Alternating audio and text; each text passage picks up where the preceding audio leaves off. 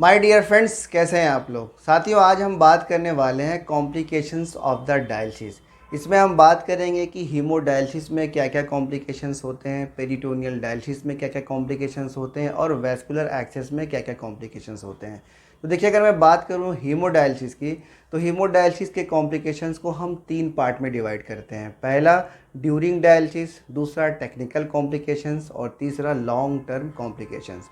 देखिए, अगर मैं बात करूं ड्यूरिंग डायलिसिस की, तो बहुत सारे कॉम्प्लिकेशंस होते हैं, जिसमें अगर मैं शॉर्ट में बात करूं तो एक है हाइपोटेंशन, दूसरा हाइपरटेंशन, तीसरा कार्डियक एरिथमिया, उसके अलावा नौजिया है, वोमिटिंग है, मसल्स क्रैम्प हो सकते हैं, डीडीएस हो सकता है, सीजर्स हो सकता है, या फिर हाइपोकैलीमिया भी हो सकता है, फीवर्स हो सकता है, हेडेक हो सकता है। हीमोडायलिसिस में अच्छा, अब हीमोडायलिसिस में जो दूसरा पॉइंट है टेक्निकल कॉम्प्लिकेशंस, उसमें आता है आपका ब्लड क्लॉटिंग आती है, उसमें आपका आता है हीमोलिसिस, उसमें डायलिजर रिएक्शंस भी आता है और एयर एम्बोलिज्म भी आता है।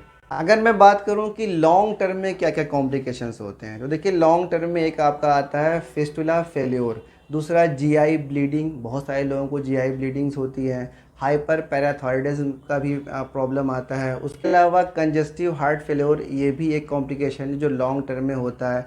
बोन डिसीज़ है, बहुत सारे कॉम्प्लिकेशंस हैं जो लॉन्ग टर्म में होते हैं। अभी मैं बात करूं कि पेरिटोनियल डायलिसिस में क्या क्या कॉम्प्लिकेशंस होते हैं, तो उसमें देखिए, एक सबसे पहले आता है आपका इन्फेक्शन। तो देखिए, इन्फेक्शन ये आपका हो सकता है, पेरिटोनाइटिस हो सकता है, टनल का इन्फेक्शन हो सकता है, या कैथेटर रिलेटेड इन्फेक्शन हो सकता है। उसके अलावा चूँकि इसमें जो डायलिसिट का यूज़ करते हैं वो डेक्सट्रोज बेस होता है, तो हाइपर ग्लाइसीमिया भी हो सकता है।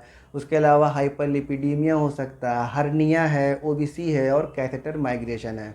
अगर मैं बात करूं कि वैस्कुलर एक्सेस में क्या क्या कॉम्प्लिकेशंस आते हैं, तो देखिए, वैस्कुलर एक्सेस में कॉम्प्लिकेशंस में सबसे पहले आपका इन्फेक्शन आता है, वैस्कुलर एक्सेस क्लॉटिंग आती है, थ्रोम्बोसिस है, एन्यूरिज्म का फॉर्मेशन हो जाता है, या फिर सीडो एन्यूरिज्म का फॉर्मेशन हो जाता है, फिस्टुला फेल्योर है।